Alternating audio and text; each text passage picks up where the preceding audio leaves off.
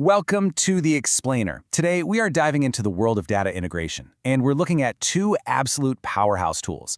But here's the thing. One is a seasoned veteran, the other's a modern challenger, and they really do represent two completely different eras of technology. Okay, so let's just start with a problem that I'm sure every single business can relate to. Where is all your most valuable data? And the honest answer, right? It's everywhere. Seriously, it's probably locked away in some SQL databases, maybe siloed in a bunch of Excel sheets. It's scattered across CSV files and XML feeds. Some of it's living on servers in your office, and some of it's floating around in the cloud. Trying to get a single, clear picture, it feels next to impossible. So, the big question is, how do you actually wrangle all of this chaos into something you can use?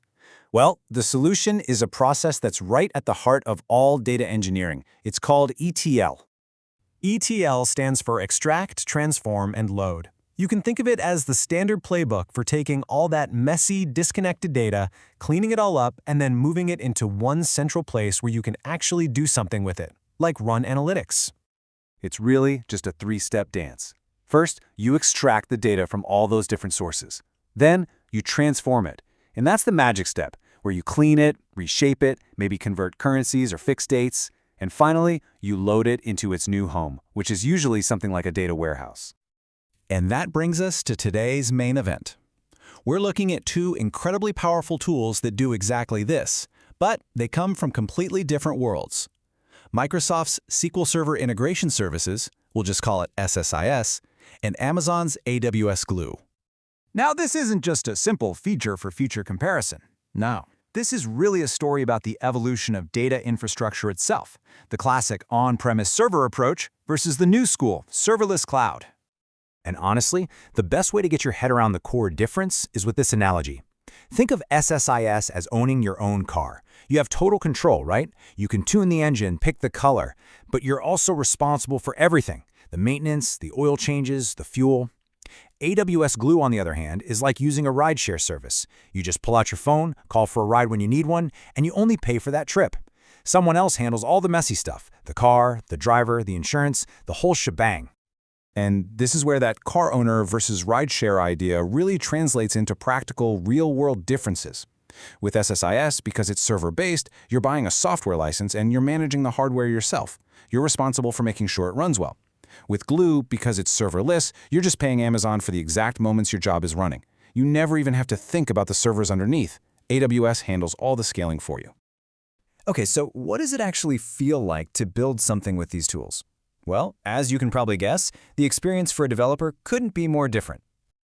With our veteran SSIS, you're basically a hands-on mechanic. You're working on your local Windows PC inside the incredibly powerful Visual Studio environment. You have this really granular, fine-tuned control, building out every little detail of the process yourself. Now with the challenger AWS Glue, you're not even in a desktop app, you're in a web browser. You use a tool called Glue Studio, which is this visual drag-and-drop interface. You literally just compose your workflow by connecting boxes on a screen, and Glue writes all the code for you in the background. And that difference in feel? It really comes from a deep philosophical difference in how they work. SSIS thinks in terms of a control flow. That's the what and when of your tasks, and a data flow that manages the how of moving the data. AWS Glue, on the other hand, puts its automated data catalog at the center of everything. It discovers what your data looks like first, and then it just runs these serverless jobs to process it. So this is the really crucial point. Neither one of these tools is universally better than the other. They are just built for totally different worlds and different needs. It's all about matching the right tool to the job you're trying to do. You're going to stick with the veteran, SSIS, if your company is already deeply invested in the Microsoft world. You know, if your data lives on premises, your team lives and breathes Visual Studio, and you need that intense fine-grained control for really complex jobs, SSIS is a battle-tested, incredibly powerful choice.